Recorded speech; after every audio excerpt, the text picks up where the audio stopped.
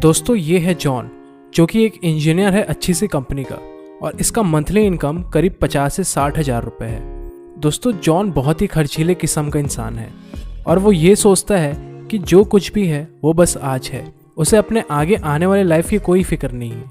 तो उसे जब भी अपनी सैलरी मिलती तो वह शुरुआत के 10 दिनों में ही अपने सैलरी का 70% हिस्सा खर्च कर देता है, पार्टीज में या फिर दोस्तों के साथ घूमने फिरने में या फिर नए नए लाइबिलिटीज़ पर, और बाकी के 20 दिन वो बहुत ही स्ट्रगल करके जीता है, क्योंकि उसकी सोच ये है कि पैसा तो हर महीने आ ही जाएगा, तो फिर क्यों आगे का सोचना। और कुछ ही समय बाद उसकी शादी हो जाती है और 2 बच्चे भी, लेकिन अब भी वो वैसा ही खर्चीला होता है। कुछ सालों बाद उसके बच्चे जब बड़े हो जाते हैं तब उसके स्कूल और ट्यूशन का खर्च ही उसकी सैलरी के 20% के बराबर होता है। अब उसके बच्चे हाई स्कूल कंप्लीट करके कॉलेज में पहुंच जाते हैं, लेकिन जॉन के पास कोई सेविंग्स नहीं होती, तो मजबूरन उसे लोन लेना पड़ता है। तो अब जॉन के सैलरी का 50% हिस्सा सिर्फ लोन के इंटरेस्ट को भरने में ही चला जाता है, और वो अब बहुत लिमिटेड तरीके से ही अपनी ज़िंदगी गुजार पाता है, और उसे अपने कार, सोने, घर, ये सभी चीज़ों को गिरवी रखनी पड़ जाती है। और अंत में जब वो रिटायर होता है तो अपने जवानी के दिनों को याद कर अफसोस करता है कि काश मैंने भी कोई सेविंग्स कर ली होती। दोस्तों महीने का 50 हज़ार रुपये भी जॉन को कम पड़ गया और अंत में उसके पास कुछ भी नहीं बचा, क्योंकि उसे इस बात की समझ नहीं थी कि पैसों को मैनेज कैसे करना है। दोस्तों वही दूसरी तरफ एक राकेश नाम का लड़का होता है। उसकी सैलरी मात्र 30 हज़ार की ही होती है, लेकिन इसके बावजूद वो अपने बच्चों को बिना लोन के पढ़ाता है, बल्कि रिटायरमेंट के बाद उसके पास इतनी सेविंग्स भी होती है जिससे उसकी बाकी की ज़िंदगी भी आसानी से गुजर सके। पर कैसे? तो दोस्तों इसका जवाब है 50-30-20 रूल के जरिए। तो आज मैं आप लोगों को मनी मैनेजमेंट की बहुत ही सिंपल लेकिन असरदार स्ट्रेटेजी द 50-30-20 रूल के बारे में बताऊंगा, जिससे आप भी अपने पैसों को सही से मैनेज कर पाएं। सबसे पहले जानते हैं कि ये 50-30-20 रूल क्या है।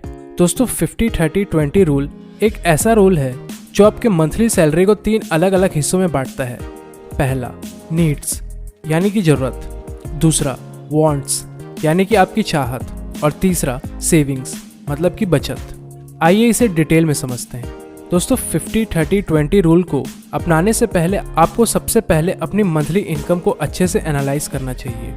जैसे आपने अगर कोई इंश्योरेंस लिया हो या रिटायरमेंट बेनिफिट या पीपीएफ ये सब लिया हो, तो सरकार आपके सैलरी का 30% हिस्सा टैक्स के रूप में काट लेगी। तो जरूरी है कि आप सबसे पहले अच्छी सी टैक्स प्लानिंग कर लेंगे, और ये कट पिट करने के बाद आपके पास जो नेट सैलरी बचती है उस पर आप 50-30-20 रूल अप्लाई करें।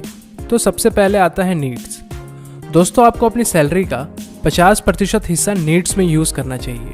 वो खर्चे जो आपके डेली लाइफ में ज़रूरत पड़ते हैं, जैसे राशन पानी, बिजली बिल, बच्चों की पढ़ाई का खर्च, पेट्रोल, ये सभी, मतलब जिसके बिना आपका जीवन जीना इम्पॉसिबल हो, उसे हम इस कैटेगरी में रखते हैं। मतलब इंसान के ज़िंदगी में ये सभी चीज़ें बाकी चीज़ों के हिसाब से सबसे ज़्यादा ज़रूरी होती है। दोस्तों अगर आप एक आम नागरिक हो तो जाहिर है आप भी अपने लिए इंश्योरेंस जरूर ही लिए होंगे, तो उसके खर्चे भी हम इसी में ऐड करते हैं। और सबसे इम्पॉर्टेंट, अगर आप कोई लोन लेते हो या लिए हो तो उसका इंटरेस्ट पेइंग भी आपको इसी हिस्से में रखना चाहिए। कोशिश करिए कि आपके उधार भी इसी कंपोनेंट में ही आए, क्योंकि उधार भरी ज़िंदगी कभी सही नहीं होती। तो आपके मंथली इनकम का 50% हिस्सा इसी में जाना चाहिए। अब आते हैं दूसरे कंपोनेंट की ओर, जो है वांट। दोस्तों इस हिस्से में उन खर्चों को शामिल किया गया है जो आपकी चाहत होते हैं, लेकिन बिना इसके भी आप अपनी ज़िंदगी आराम से गुजार सकते हैं। जैसे कि आपको अगर मन किया कहीं घूमने जाने का या कहीं बाहर खाना खाने का, या मान लीजिए आप एक तरह का एंटरटेनमेंट पर खर्च करते हैं, तो वो आता है वांट्स पर, जिस पर आपको अपने सैलरी का मैक्सिमम 30% हिस्सा ही खर्च करना चाहिए। अदरवाइज आपकी बाकी चीज़ों के हिसाब में गड़बड़ी हो सकती है। अब बात करते हैं तीसरे कंपोनेंट की, जो है सेविंग। दोस्तों भले ही आप अपने जॉब से कितना भी इनकम क्यों ना कमा लो, लेकिन आप सेव करना नहीं सीखे तो आप लाखों कमाकर भी स्ट्रगल लाइफ ही जियोगे। फाइनेंशियल फ्रीडम पाने के लिए सेविंग्स ही सबसे पहला कदम होता है, और सबसे खास भी 50-30-20 रूल के हिसाब से अगर आप अपनी सैलरी का 20% हिस्सा सेव कर लेते हो तो भविष्य में आपको किसी भी प्रकार की प्रॉब्लम नहीं होगी। जैसे आप इस सेविंग से सबसे पहले आप इमरजेंसी फंड बना सकते हो और फिर बाद में उसे इन्वेस्ट कर सकते हो, या फिर इस 20% में आप आधा पैसा इमरजेंसी फंड के रूप में रखिए और आधे पैसों को SIP कर दीजिए। और दोस्तों सबसे खास बात, सैलरी मिलते ही आपको सबसे पहले 20% सेव करना है, फिर ज़रूरतें पूरी करनी है और आखिर में अपने एंटरटेनमेंट पर खर्च करना है। नहीं तो अगर आपने ये सोचा कि महीने के आखिर में सेविंग्स करेंगे तो फिर आप कभी भी सेव नहीं कर पाओगे। दोस्तों आइए इसे प्रैक्टिकली वे में समझते हैं। मान लीजिए आपकी सैलरी 30,000 रुपये पर महीना है, तो जैसे ही आपके हाथ में 30,000 रुपये आया वैसे ही आपको 30,000 का 20% यानी कि 6,000 रुपये अलग कर लेना है। फिर आपकी ज़रूरतों में 50% यानी कि 15,000 रुपये खर्च किए जा सकते हैं। अगर इतने में आपका खर्च नहीं चल पा रहा तो आपको अपने खर्चे कम करने ही पड़ेंगे। पर याद रहे, मैंने सिर्फ 30,000 रुपये का एक एग्जाम्पल लिया है, हो सकता है किसी की सैलरी कम हो या ज़्यादा हो, तो इस बात का भी आपको ध्यान रखना है। तो लास्ट में बचा आपके पास 9,000 रुपये, जो कि आपके महीने भर की इंजॉयमेंट के लिए काफ़ी होता है। दोस्तों अब हमने तो इस नियम को समझ लिया, लेकिन ज़रूरी ये है इसे आम जिंदगी में अप्लाई करना। मैं जानता हूँ कि कई सारों का फैमिली बजट अलग अलग होता है। जैसे कई लोग अपने घर के लिए राशन पूरे महीने का एक ही बार में खरीद लेते हैं, तो कई लोग एक बार में ना लेकर कुछ दिनों के गैप में लेते हैं। तो ऐसे में आपके लिए सबसे सरल तरीका ये होगा कि आप डेली जो भी खर्च कर रहे हैं उसकी एक लिस्ट बनाएं पूरे 30 दिनों तक, और आखिर में चेक करिए कौन सी चीज़ों में आपका ज़्यादा खर्च हो रहा है, ताकि आने वाले महीनों में आप उसे मेंटेन कर सकें। दोस्तों हमने सेविंग्स के बारे में तो जाना कि सेविंग्स जरूरी है, लेकिन सेविंग्स कहते किसे हैं? या सिर्फ सेविंग्स करके ही आप अमीर बन सकते हैं या फ्यूचर की लाइफ सेट कर सकते हैं?